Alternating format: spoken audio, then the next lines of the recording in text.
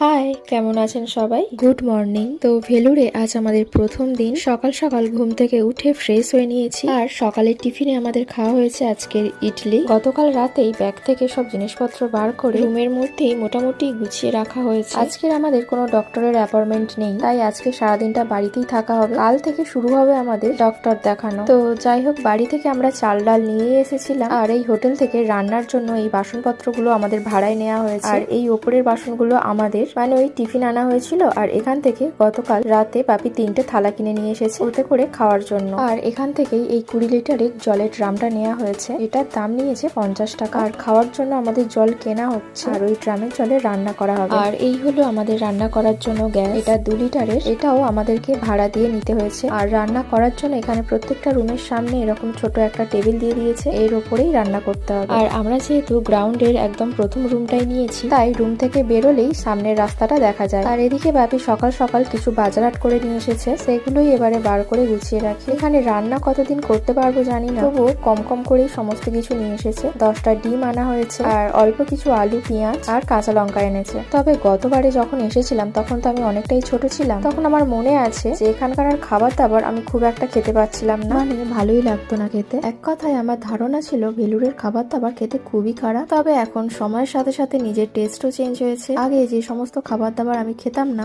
এখন সেই সমস্ত খাবার দাবার মোটামুটি খেতে ভালোই লাগে। যেমন ধরুন এই ইডলি, ধোসা, এই ধরনের খাবার দাবার আমার খেতে ভালোই লাগতো না। তবে শুভর সাথে কয়েকবার কলকাতায় গিয়ে ওখানে 2-1 বার খেয়েছি, তাই আজ সকালে যখন বাপি নিয়ে এসেছিল ইডলি, খেতে খুব একটা খারাপ লাগছিল না। তো যাই হোক, এদিকে দুপুরে রান্নাটা আমি বসিয়ে দিয়েছি। আজকে সব সিদ্ধ ভাত খাওয়া হবে। ওদিকে রান্নাটা বসিয়ে দিয়ে একটু বাইরের দিকে এসেছি। মাকেও এখানে একটা চেয়ার দিয়ে বসিয়ে দিয়ে গিয়েছিলাম। কোথাও বেরোই বা না বেরোই, এই সামনেটা এসে বসলে কিন্তু বেশ ভালো লাগে দেখতে। চারিদিকে দোকানদানি ভর্তি, আর নানান ধরনের লোকের যাতায়াত। এখন তো প্রায় দুপুর হয়ে গেছে, তাই এই রাস্তাটা অনেকটাই ফাঁকা ফাঁকা লাগছে। তবে সকালের দিকে আর বিকাল থেকে এই জায়গাটা কিন্তু ভালোই ভিড় হয়। গতকাল তো দেখলাম বেশ ভালোই লাগছিল। সামনেই রয়েছে দুটো চা দোকান, আর ওই দিকটা রয়েছে ইডলি, ধোসা, তারপরে সিঙ্গারা, চপ, বেগুনি সবকিছুই পাওয়া যায়। তবে খাবারের স্বাদটা একটু অন্য। তো যাই হোক, চলুন তবে আজকের ভিডিওটা এতটুকুই। দেখা হচ্ছে আবার খুব তাড়াতাড়ি পরের একটি ভিডিওতে।